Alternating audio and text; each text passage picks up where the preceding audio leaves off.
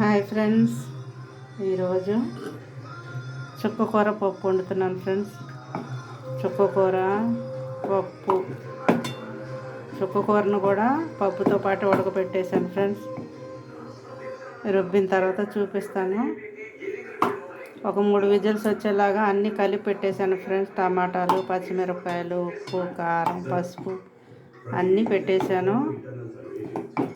ఒక 3 విజిల్స్ వచ్చాక ఇప్పుడు విజిల్ పోయిన తర్వాత రుబ్బుతున్నాను. కొంచెం ఉప్పు వేసుకొని రుబ్బుకుంటా ఫ్రెండ్స్.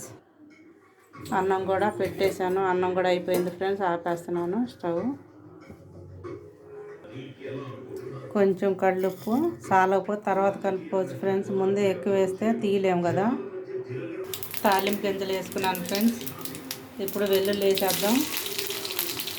వెల్లుల్లిపాయ వేగింది ఫ్రెండ్స్. ఇప్పుడు ఎండుమిర్చి, ఒక ఉల్లిపాయ అయితే పప్పులో ఉడికేటప్పుడు వేసాను. ఒక ఉల్లిపాయ అయితే తాలింపు వేస్తున్నాను.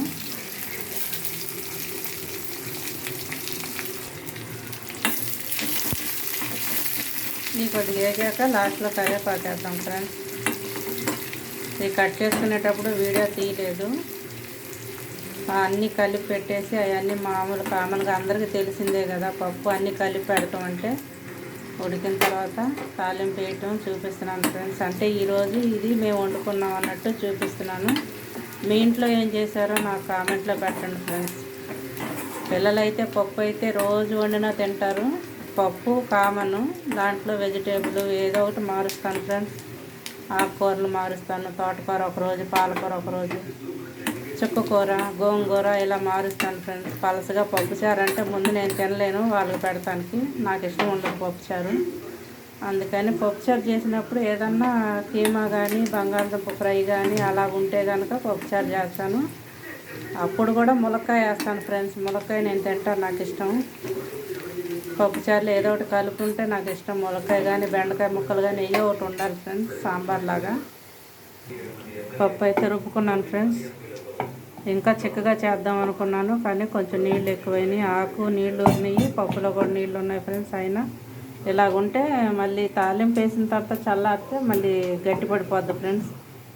ఇది పక్కన పెట్టేసుకుంటాను.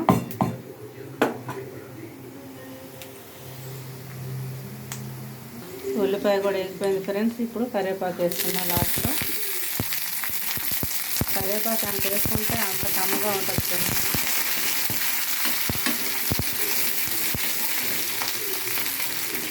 ఎన్ని వేసినా కానీ కరివేపాకు లేనిదే అది తాలింపు అవ్వదు. కరివేపాకు అంత పవర్ ఉంటుందన్నమాట. చూసారా,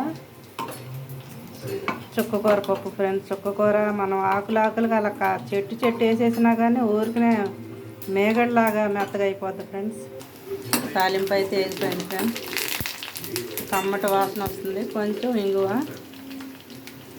ఇంగువ అలవాటు ఉన్న వాళ్ళు వేసుకోండి. మాకైతే మా అమ్మ ఎప్పుడు వేసేది కాబట్టి మాకు అలవాటు అయిపోయింది ఫ్రెండ్స్. స్టవ్ కట్టేసుకొని తాలింపు వేసేసుకుందాం. ఈ చిక్కగుంటే చాలు ఫ్రెండ్స్, చాలా బాగుంటుంది. నేనైతే చుక్కకూరలో చింతపండు వేయను ఫ్రెండ్స్, ఎందుకంటే చుక్కకూర పులుపు కదా. 4 టమాటాలు వేసుకున్నామంటే ఆ పులుపు సరిపోతుంది.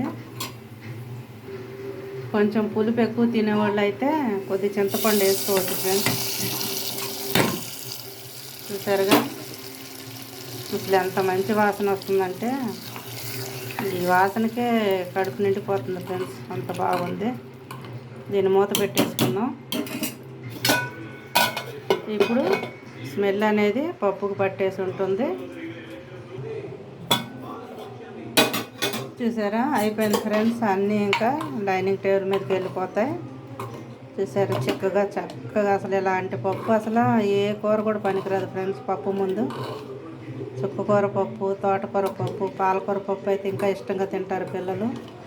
ఇది కూడా చాలా బాగుంది ఫ్రెండ్స్. నాకైతే ఈ మిరపకాయలు నంచుకుంటే ఇష్టం ఫ్రెండ్స్, ఎందుకని పెద్ద పెద్ద ముక్కలు కట్ చేసుకున్నాను.